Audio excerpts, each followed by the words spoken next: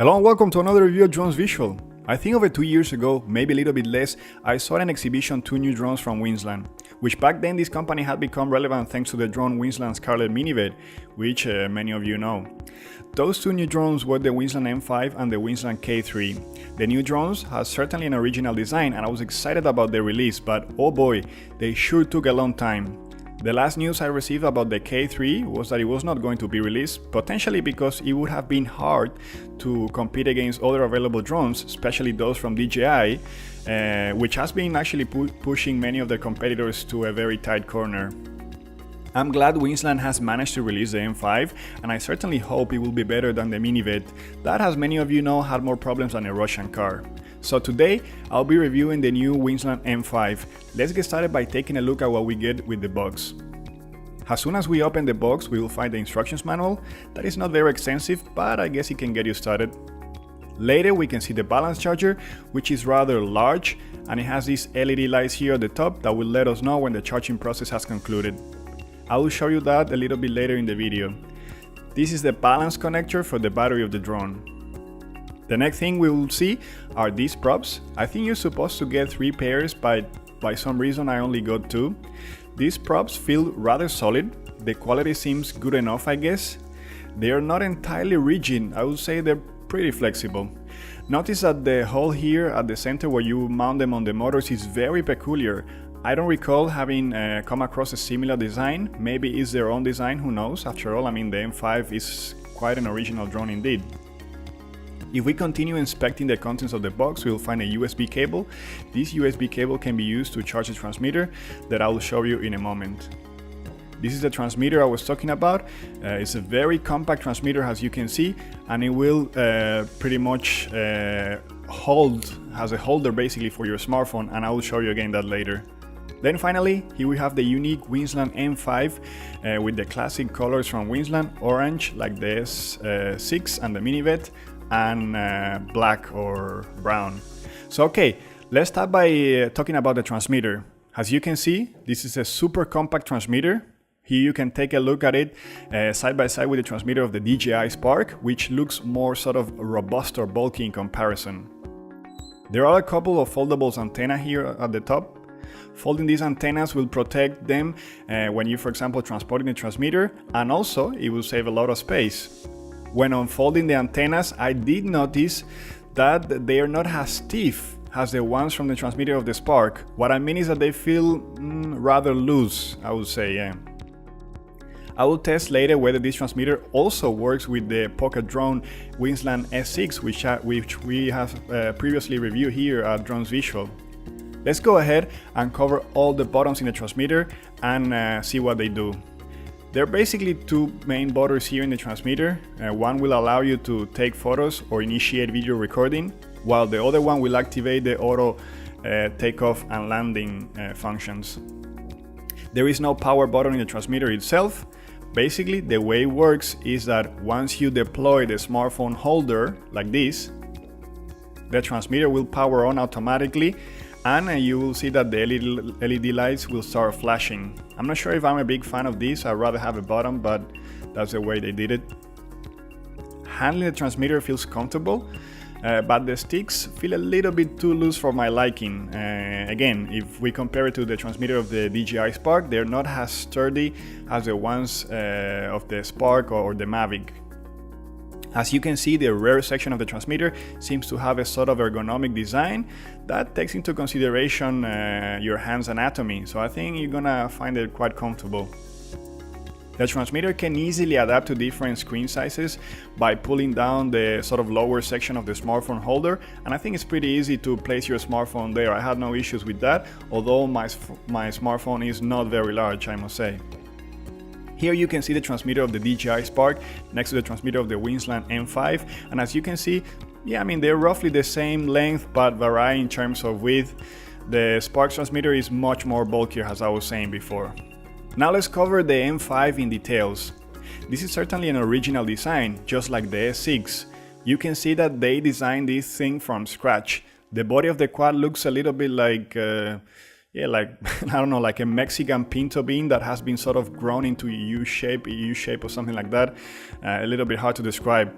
I must say I like the design, but I'm not sure whether this is a very aerodynamic design. I mean, you have to I'm not an engineer or anything like that, but well, we have a very sort of elongated front section here, and although it seems that there may be some sensor on the front area, this is not the case. There aren't really any sensors here.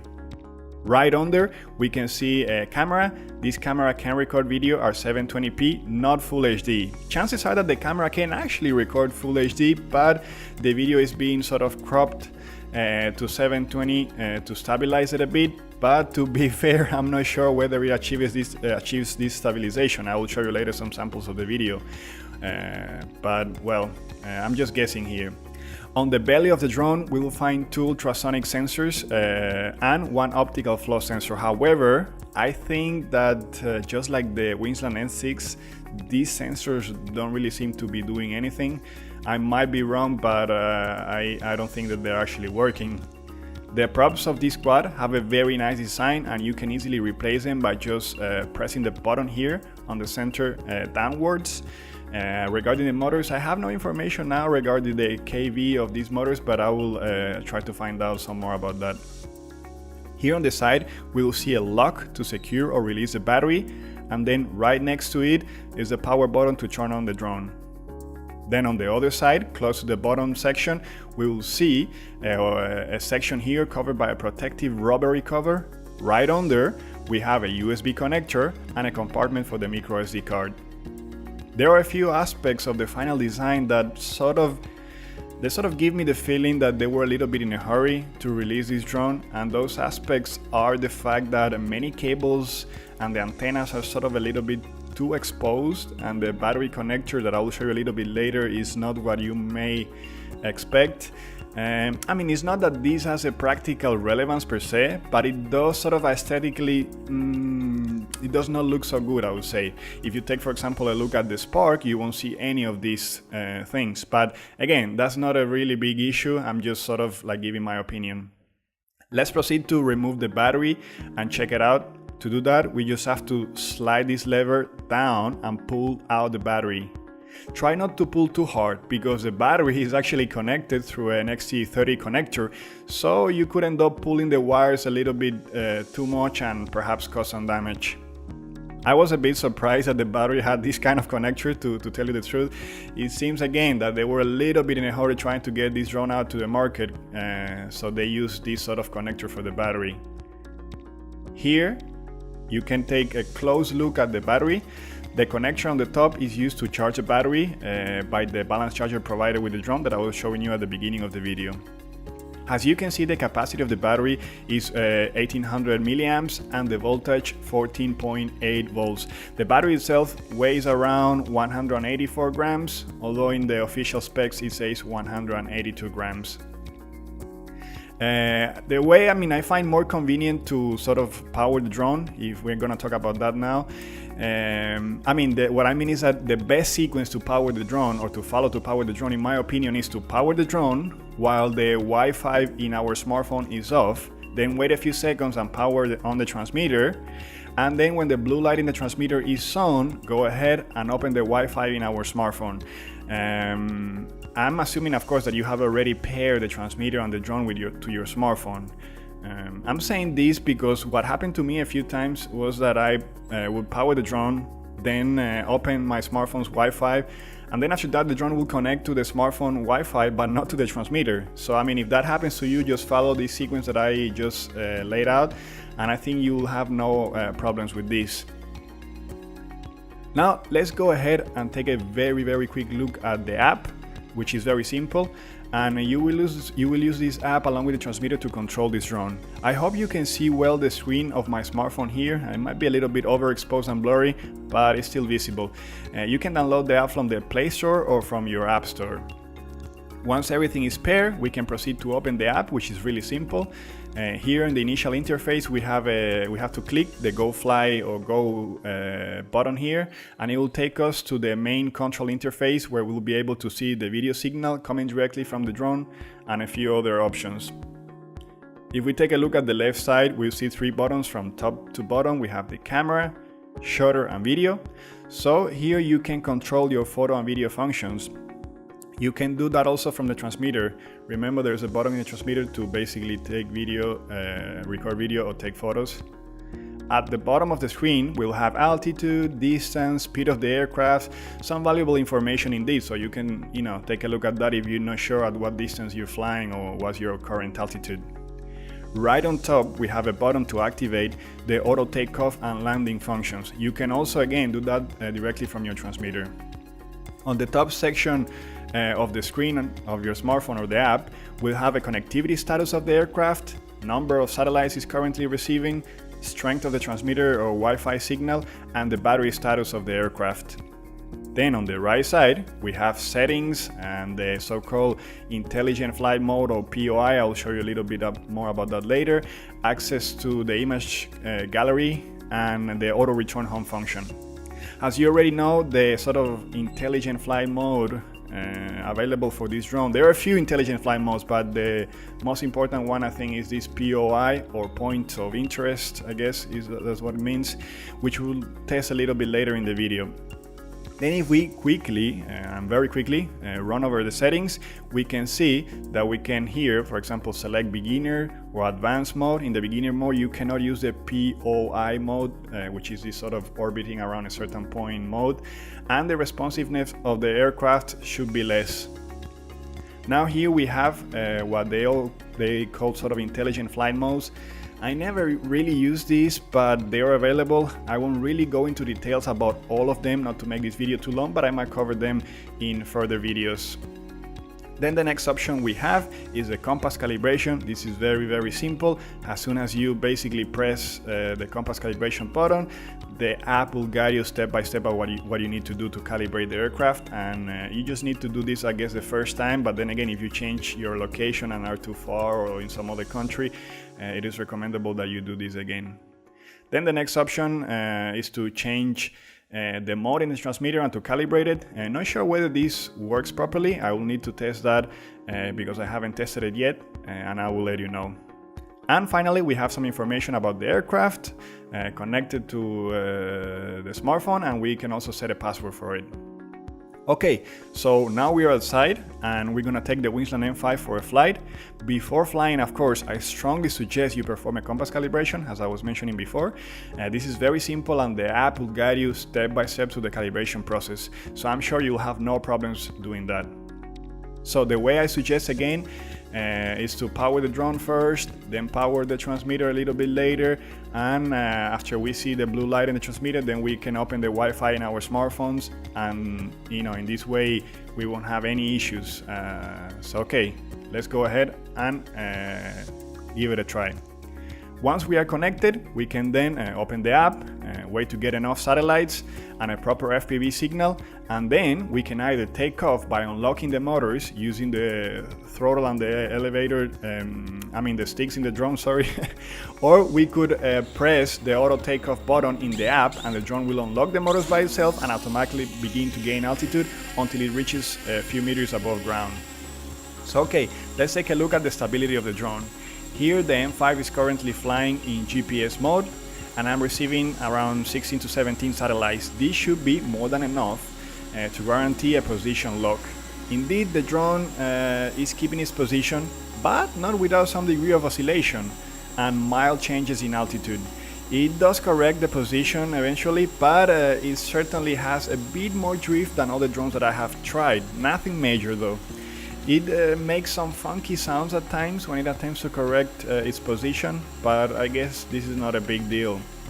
Although it may cause some vibration, that gets basically sent to the video, or it reflects in the video.